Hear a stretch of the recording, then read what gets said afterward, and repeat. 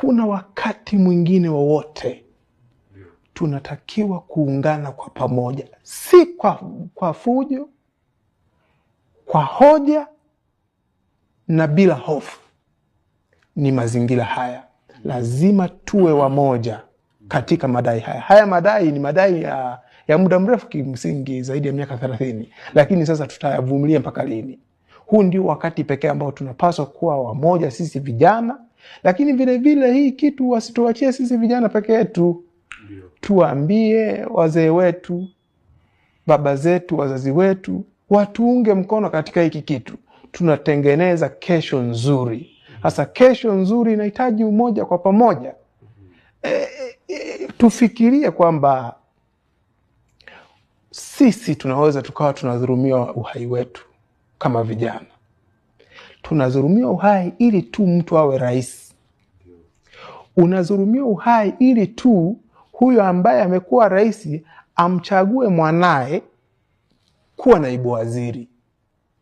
Huyo mwanae aliyemchagua kuwa naibu waziri amchague mume wake kuwa waziri. Yani nyie potezeni maisha. Halafu nikishapoteza maisha mimi nitakuwa kwenye utawala. Nikiwa kwenye utawala nitamchagua mwanangu kuwa naibu waziri. Halafu mume wake na mwanangu nimchague kuwa waziri.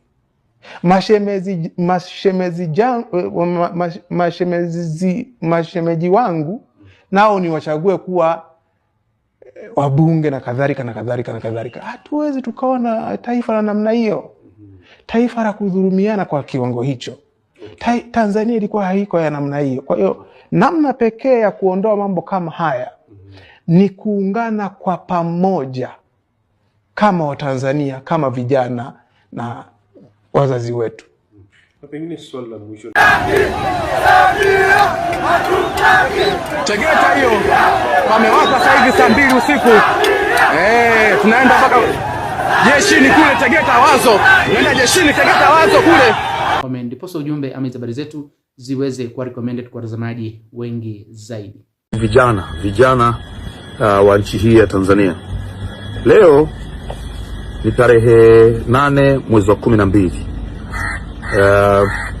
Natumia muda huu kukusii, ewe kijana mwenzangu, ewe Mtanzania mwenzangu, epuka kushiriki jambo lolote ambalo litakwenda kutuharibia amani ya nchi yetu, utulivu wa nchi yetu. Yapo mambo mengi sana ambayo tunaweza tukayafanya kwa ajili ya kurekebisha pale ambapo hapako sawasawa. Naomba sana kwa kutumia ujumbe huu uwafikie vijana wote wa nchi yetu ya Tanzania. Usikubali kuchoma, kuharibu mali za nchi yetu. Usikubali kushiriki vurugu ambazo zitaenda kutuvurugia amani ya nchi yetu. Zipo njia nyingi za kutumia, narudia hili mara kwa mara. Zipo njia nyingi za kutumia ili kuweza kurekebisha pale ambapo tunaona hapako sawasawa, lakini sio njia ya kuchoma, kuharibu na kushambulia, kutukana, kuvuruga utaratibu ambao tumejiwekea katika nchi yetu. Dr. Samia Suluhu Hassan ametumia kila mbinu kuhakikisha nchi yetu inapata maendeleo. Ametumia kila mbinu kuhakikisha Tanzania inakuwa kinara kwenye uchumi. Ametumia kila mbinu kuhakikisha huduma za afya zinafika kila kona katika nchi yetu ya Tanzania.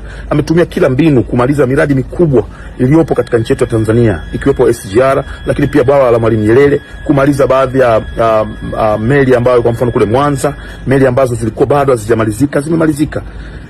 Kwa nini unasimama kushambulia jitihada za Dr. Samia Suluhu Hassan na unaingia kwenye mtego wa watu ambao wana chuki binafsi, wana roho ambazo zinatamani madaraka na wanakutumia wewe kama chambo? Usikubali kuingia barabarani, usikubali kuharibu amani ya nchi yetu, usikubali kwenda kupambana na jeshi la polisi. Na kusihi kwa sababu baada ya kitendo hicho unachotaka kukifanya, madhara yake ni makubwa. Ni makubwa kwako, lakini ni makubwa kwa nchi yetu ya Tanzania. Angalieni jinsi ambavyo tumeshaanza kusemwa huko duniani, kitu ambacho sio kizuri. Tumekuwa tukisifika kwa amani, tuendelee kuitunza amani yetu. Naitwa Baba P, babake na Levo, mbunge wa jimbo la Kigoma mjini. Asante. Ama risasi, mauaji, mautekaji ambao wanaendelea, tusipojaribu kufanyia kazi sisi, watabidi wafanyie wanetu. Now they will have to pay the same consequences ambao we are going to pay sisi. na watu wanashungu kwamba tuzani hatujui kwamba tutauawa. Tunajua tutauawa. Maana tunachojaribu kupinga ni uuaji pia, ni utekaji, ni vitu vingi kuhusu katiba, mambo ni mengi. Lakini hawa watu wako willing kuua watu ili hivi vitu visifanyike. Ili waendelee kuwa na hela ambayo inaweza karuhusu akikohoa akijisikia vibaya aende Dubai.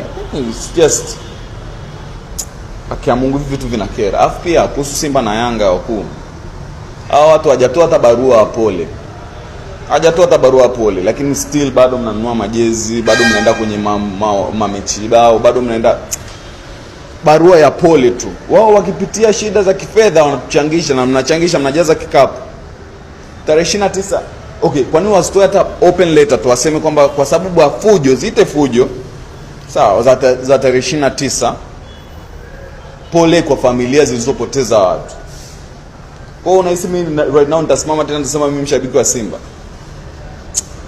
Na mtazamaji, kama vile ambavyo umeweza kusikiza na hiyo video kidogo ambayo nimeweza kukuwekea, hivyo ndivyo hali ilivyo sasa hivi kule nchini Tanzania. Kwa kweli kuna hali tete, kuna hali ya wasiwasi.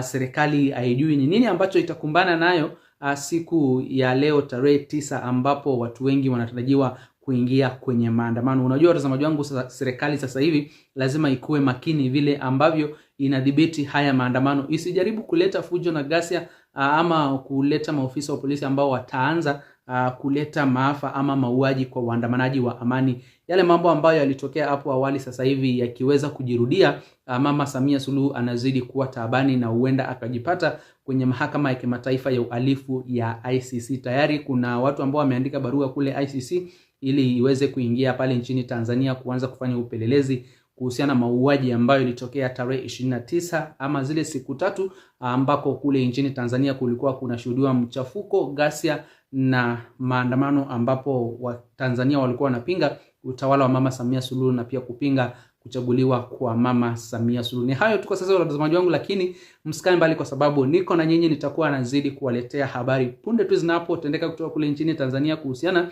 na maandalizi ambayo yanaendelea kufanywa na Watanzania vijana wa Gen Z kujitokeza kwenye maandamano asubuhi ya leo. Kabla sijatamcha watazamaji wangu, ningependa kuwaomba muweze kusubscribe hapa BM Daily Politics, na pia muweze kulike, kushare na comment, posa ujumbe ama habari zetu ziweze kuwa recommended kwa watazamaji wengi zaidi. Msene bali watazamaji, nitakuwa na vipunde na mengi zaidi ya kuwafahamisha.